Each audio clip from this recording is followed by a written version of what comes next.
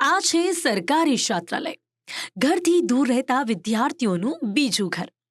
અત્યાધુનિક ઇન્ફ્રાસ્ટ્રક્ચર, ગુણવત્તાયુક્ત શિક્ષણ, પૌષ્ટિક આહાર જેવી અનેક ઉત્કૃષ્ટ સુવિધાઓથી સજ્જ છાત્રાલય, જે વિદ્યાર્થીઓને ઉમદા શૈક્ષણિક વાતાવરણ પૂરું પાડે છે. અને હા, તે પણ વિનામૂલ્યે. મુખ્યમંત્રી ભૂપેન્દ્રભાઈ પટેલના નેતૃત્વમાં એસસી વિદ્યાર્થીઓના શૈક્ષણિક ઉત્થાન માટે અનેક કાર્યો હાથ ધરાયા છે. સુવિધાયુક્ત સરકારી છાત્રાલયો પણ આ જ પ્રતિબદ્ધતાનું પરિણામ છે, જેમાં આપણે સૌપ્રથમ વાત કરીશું સમરસ છાત્રાલયની. સફળતા અને સમાનતાનું સરનામું સમરસ છાત્રાલય. ગુજરાતમાં રાજ્ય સરકાર દ્વારા સંચાલિત કુલ 20 સમરસ છાત્રાલયો કાર્યરત છે, જેમાં 10 કુમાર અને 10 કન્યા છાત્રાલયો છે. આ છાત્રાલયો રાજ્યના 10 મુખ્ય જિલ્લા મથકો પર આવેલી છે, જે એસસી વર્ગના તેજસ્વી વિદ્યાર્થીઓને ઉચ્ચ શિક્ષણની સમાન તક પૂરી પાડે છે. અહીં વિદ્યાર્થીઓને રહેવા, જમવાની ઉત્તમ સુવિધાઓ સંપૂર્ણપણે મફતમાં આપવામાં આવે છે. અહીં આર્થિક રીતે નબળા પરિવારના વિદ્યાર્થીઓ પણ પોતાના સપનાઓ તરફ સરળતાથી ડગ માંડી રહ્યા છે. અત્યાધુનિક ઇન્ફ્રાસ્ટ્રક્ચરમાં દેશનું ભાવિ સુરક્ષિત છે. માત્ર રહેવાની વ્યવસ્થા જ નહીં, પરંતુ વિદ્યાર્થીઓના સર્વાંગી વિકાસ માટે સાંસ્કૃતિક અને રમતગમતની પ્રવૃત્તિઓને પણ પ્રોત્સાહન અપાય છે. આ યોજના અંતરિયાળ વિસ્તારના પ્રતિભાશાળી એસસી યુવાનોને મુખ્ય પ્રવાહમાં લાવીને તેમને આત્મનિર્ભર બનાવવામાં મહત્વપૂર્ણ યોગદાન આપી રહી છે. શિક્ષણ અને સંસ્કારનો સંગમ, આદર્શ નિવાસી શાળાઓ. જી હા, જેવું નામ તેવી ઉમદા કામગીરીઓ. રાજ્યના છેવાડાના અને વંચિત સમુદાયના તેજસ્વી બાળકો માટે આદર્શ નિવાસી શાળાઓ આશીર્વાદરૂપ સાબિત થઈ રહી છે. આ શાળાઓનો મુખ્ય ઉદ્દેશ્ય ગ્રામીણ અને આર્થિક રીતે નબળા વર્ગના બાળકોને નિઃશુલ્ક રહેવા, જમવા અને શિક્ષણની સુવિધા આપી ગુણવત્તાયુક્ત શિક્ષણ પૂરું પાડવાનો છે. અહીં વિદ્યાર્થીઓને માત્ર પુસ્તકીય જ્ઞાન જ નહીં, પરંતુ શિસ્ત અને જીવન મૂલ્યોના પાઠ પણ ભણાવવામાં આવે છે. સામાજિક ન્યાય અને અધિકારિતા વિભાગ દ્વારા સંચાલિત આ સંસ્થાઓ આજે સાચા અર્થમાં સમાનતા લાવી રહી છે. સ્માર્ટ ક્લાસથી સજ્જ થતું ગુજરાત. Digital infrastructure. વૈશ્વિક સ્પર્ધામાં ટકી રહેવા માટે ગુજરાતના શિક્ષણ વિભાગે ડિજિટલ ઇન્ફ્રાસ્ટ્રક્ચર પર વિશેષ ભાર મૂક્યો છે. શાળાઓ અને છાત્રાલયોમાં હાઈ સ્પીડ ઇન્ટરનેટ અને કમ્પ્યુટર લેબ સ્થાપિત કરવામાં આવી છે.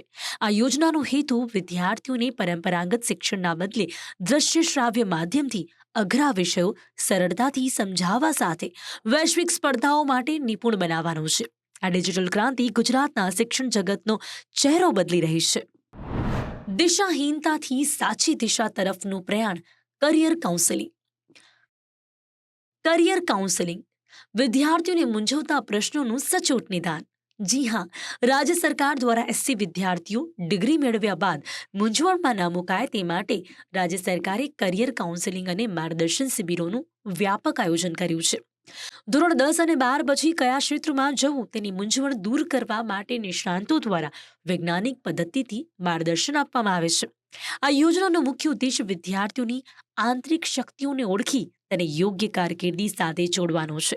જિલ્લા કક્ષાએ રોજગાર મેળાઓ અને કારકિર્દી માર્ગદર્શન કેન્દ્રો દ્વારા લાખો યુવાનોને રોજગારીની તકોની માહિતી પૂરી પાડવામાં આવે છે, જેથી યુવાનોમાં આત્મવિશ્વાસ વધ્યો છે અને તેઓ પોતાની પસંદગીના ક્ષેત્રમાં શ્રેષ્ઠ પ્રદર્શન કરી રહ્યા છે.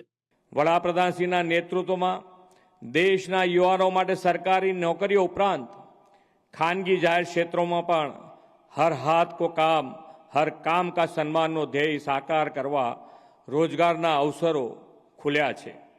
આ માટે તેમણે રોજગાર મેળાઓ, આપણે અહીંયા રોજગાર મેળાઓ શરૂ કરાવ્યા છે. યુવાનોને તેના દ્વારા નિમણૂકો પણ મળી રહી છે. 3.5 કરોડ યુવાનોને રોજગારના અવસરો આપવા વડાપ્રધાન શ્રી મોદી સાહેબના વિઝનથી પીએમ વિકસિત ભારત યોજના પણ કાર્યરત થઈ છે. 2047માં દેશની આઝાદીની આપણે શતાબ્દી મનાવીશું ત્યાં સુધીના આ સમયને વડાપ્રધાન શ્રી મોદી સાહેબે અમૃતકાળ કહ્યો છે. તમે સૌ એવા નસીબવાળા અને નાની વયના યુવાનો છો કે અમૃતકાળમાં તમને જનસેવાની તક મળી છે. આપણે આઝાદીની શતાબ્દી 2047માં મનાવીએ ત્યારે તમે સૌ સરકારી સેવામાં કાર્યરત હશો જ. વિકસિત ભારત માટે વિકસિત ગુજરાતના નિર્માણના સંવાહક બનીને તમે ઈમાનદારી અને નિષ્ઠાથી લોકોની સેવા કરો. તમારી ફરજો અને કામમાં શિથિલતા નહીં, નવીનતાના અભિગમ સાથે ઉત્તરોત્તર પ્રગતિના શિખરો સર કરો. એ જ શુભેચ્છા સાથે વિરમું છું. ભારત માતા કી જય. વંદે માતરમ.